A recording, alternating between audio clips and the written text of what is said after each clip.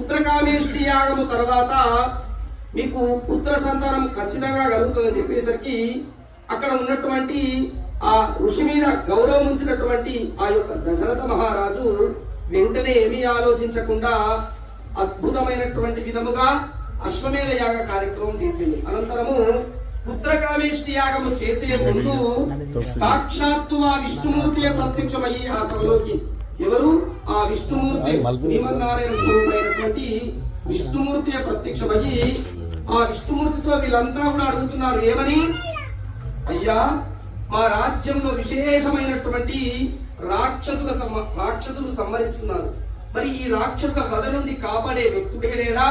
మరి మా దశరథ మహారాజు గారికి ఒక నలుగురు సంతానం కలగాల, మరి ఆ నలుగురు పుత్ర సంతానం కలుగుతారు, నలుగురు అద్భుతమైనటువంటి పుత్రులు మీకు సంతానం కలుగుతారు అని చెప్పేసి ఆశీర్వదించి వెళ్ళిపోయిన తర్వాత పుత్రకామేష్టి యాగం జరుగుతుంది. ఆ పుత్రకామేష్టి యాగము జరుగుతున్నప్పుడు ఆ యొక్క యజ్ఞము నుంచి ఒక యజ్ఞ పురుషుడు ఆవిర్భవిస్తాడు. మరి ఆ యజ్ఞ పురుషుడు ఆవిర్భవించి ఏం చేస్తాడయ్యా, చేతిలో బంగారు పాత్ర పట్టుకుంటాడు. బంగారు పాత్ర మీద వెండి మూత ఉన్నటువంటి పాయసముతో ఆ యొక్క యజ్ఞ పురుషుడు ప్రత్యక్షమయ్యి ఆ యొక్క గిన్నెను సాక్షాత్తు ఆ దశరథ మహారాజు చేతిలో పెడతాడు. పెట్టి ఏమని చెప్తాడు, ఇది చాలా దివ్యమైనటువంటి పాయసము, ఈ పాయసము స్వీకరిస్తే నీకు వంశము అభివృద్ధి చెందుతుంది, నీకు రోగాలు ఉండవు, నీ రాజ్యం అభివృద్ధి చెందుతుంది, ఇది వెంటనే మీరు తాగండి అని చెప్పేసి ఆ యొక్క యజ్ఞ పురుషుడు దశరథ మహారాజు చేతిలో పెడతాడు. వెంటనే ఆ పాయసం స్వీకరిస్తాడు. పాయసం స్వీకరించిన తర్వాత సంతానం కలుగుతుంది. ఎవరికి? ఆ రామచంద్ర స్వామి కొడతాడు కౌసల్యకు. ఇంటితో పెరిగి పెద్దగా అవుతా ఉంటారు. 16 ఏళ్ల బాలుడు అయిన తర్వాత సభ జరుగుతుంది. ఒకసారి సభ జరుగుతున్నప్పుడు ఆ యొక్క విశ్వామిత్రుడు చాలా అద్భుతమైనటువంటి బ్రహ్మ, చాలా విద్యను తెలిసినటువంటి మహర్షి, మరి ఆ విశ్వామిత్రుడు సభలోకి వస్తాడు. సభలోకి వచ్చిన తర్వాత వెంటనే దశరథ మహారాజు ఆ సభలోకి ఆ విశ్వామిత్రుణ్ణి ఎన్నో విధములుగా వేదముతో ఆనందంగా సభలోకి రమ్మని చెప్పి వారికి ఒక ఆసనం ఇచ్చి విశేషమైనటువంటి గౌరవంతో ఒక ఆసనం మీద కూర్చుండబెడతాడు. ఆసనం మీద కూర్చుండబెట్టిన తర్వాత అప్పుడు దశరథ మహారాజు అడుగుతాడు ఏమని, అయ్యా విశ్వామిత్ర, మా రాజ్యంలోకి మా సభలోకి మా ఇంటిలోకి రావడం చాలా ఆనందము, మీకు నా ద్వారా ఏమైనా కావాలా అని చెప్పేసి అడగానే అప్పుడు ఆ విశ్వామిత్రుడు చెప్తాడు ఏమని, మీ యొక్క అబ్బాయి అయినటువంటి రామచంద్ర స్వామిని నా దగ్గరికి పంపియు. ఎందుకు అనంటే నేను విశేషమైనటువంటి ఒక యజ్ఞం చేస్తున్నాను.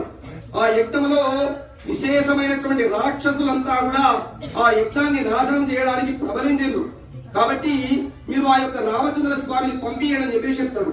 అప్పుడు ఆ దశరథ మహారాజు చెప్తాడు ఏమని, చిన్న పిల్లవాడు 16 ఏళ్ళు కూడా నిండలేవు, ఇప్పుడు పంపిస్తే ఆయనతో యుద్ధం ఏం జరుగుతుంది, మాతోనే ఆ రావణుడికి ఎటువంటి విధి కాలేదు, చిన్న పిల్లవాడు ఆయనతో ఏం జరుగుతుంది అని అంటే అప్పుడు ఆ విశ్వామిత్రుడు చెప్తాడు, దశరథ నీకు తెలియని ముచ్చట ఏది కూడా లేదు, రామచంద్రుడు సాక్షాత్తు ఆ విష్ణుమూర్తి సంభూతుడు, నా మాట మీద నమ్మకం నుంచి పంపివేయు అన్నా కూడా పంపించడు.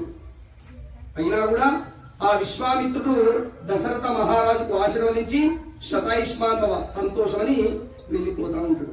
వెళ్ళిపోతున్న సమయంలో వశిష్ఠుడు తన గురువైనటువంటి రామచంద్ర స్వామి వారి యొక్క గురువైనటువంటి వశిష్ఠుడు వెంటనే దశరథ మహారాజును దగ్గరికి పిలుచుకొని ఆయనకు తెలియని విద్యనా, ఆయనకు తెలియనటువంటి విషయమా, ఆయన కనుసైగలలోనే మొత్తం జరుగుతా ఉన్నది. సీతాదేవి యొక్క నగరము మిథిలా నగరము. ఆ మిథిలా నగరంకు ప్రయాణిస్తా ఉంటారు. ఎందుకు ప్రయాణిస్తారు? మిథిలా నగరంలో ఆ యొక్క జనక మహారాజు విశేషమైనటువంటి ఒక యజ్ఞం చేస్తాడు. ఆ యజ్ఞాన్ని చూడడానికి నేను వెళ్తున్నాను అని చెప్పేసి విశ్వామిత్రుడు చెప్తాడు. చెప్పగానే రామచంద్ర స్వామిని లక్ష్మణ స్వామిని మీరు వస్తారా అని అడగలేరు, మీరు వస్తారా అని చెప్పేసి అడగలేరు.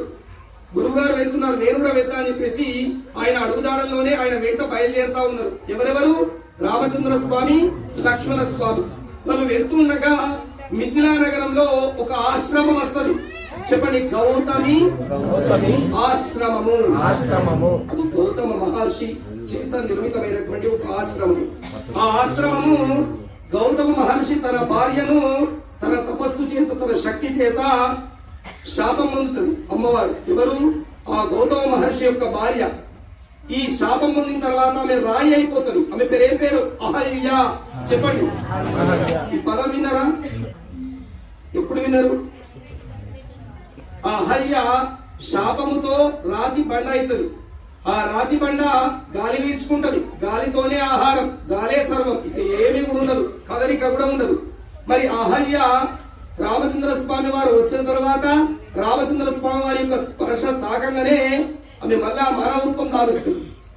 అప్పుడు గౌతమ మహర్షి శపిస్తాడు. ఏమని?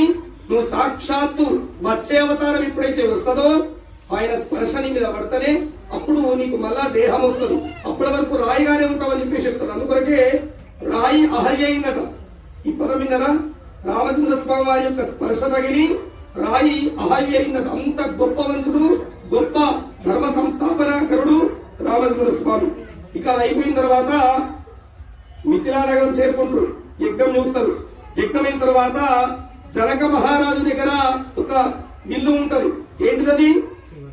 చెప్పండి, గట్టి చెప్పండి. శివధనస్సు. తెలిసిన వాళ్ళు చెప్తే పరీక్షల పాస్ అయినట్టు, ఎప్పుడు చేయలేదు. శివధనస్సు ఎంత బరువు ఉంటుంది? అది ఎంత బరువు ఉంటుందమ్మా? ఒక 5,000 మంది ముట్టినా కూడా వెళ్ళదు, గుంజినా కూడా వెళ్ళదు. అంత గొప్ప అయినటువంటి ఆ శివధనస్సు. దాని ఒక పెట్టెలో పెడతారు. చెప్పండి, మంజూష. గట్టేపటి మంజూష. ఇప్పుడు పిల్లల హాస్టల్ పోతే పెట్టెలు ఇస్తారు కదా, పూర్వకాలం మనకు సందుకులు ఉంటుండే. అంత అద్భుతమైనటువంటి శివధనుస్సు ఒక 5,000 మంది గుంజినా కూడా బయటకు రాదు. మన దగ్గర నుంచి వచ్చింది. పూర్వము జనక మహారాజు ఒక హోమం చేస్తా నిర్ణయం తీసుకొని హోమం దగ్గర దున్నుతారు నాగలితో. ఆ నాగలితో దున్నుతున్నప్పుడు ఆ నాగలి తాకిడికి భూమి నుండి ఈ యొక్క శివధనుస్సుకు ఆ నాగలి తాకి ఒక చెట్టు మొక్క ఎట్లా పెరుగుతుంది, ఆ నాగలి తాకంగానే శివధనుస్సు మీదకి వచ్చిందట. దాన్ని జాగ్రత్తగా భద్రపరిచేడు. ఆ ఎప్పుడైతే ఆ యొక్క శివధనుస్సుకు విల్లు పెడతారో అప్పుడే అనుకున్నాడు, నా బిడ్డను వాళ్ళకి ఇస్తా. ఎప్పుడైతే విల్లు పెడతారో వాళ్లకు నా పుత్రికనిచ్చి పాణిగ్రహం చేసి కన్యాదానం చేస్తా, వివాహం చేస్తా అని చెప్పేసి సంకల్పించుకున్నాడు. తద్వారా అక్కడికి రామచంద్ర స్వామి వెళ్ళిండు.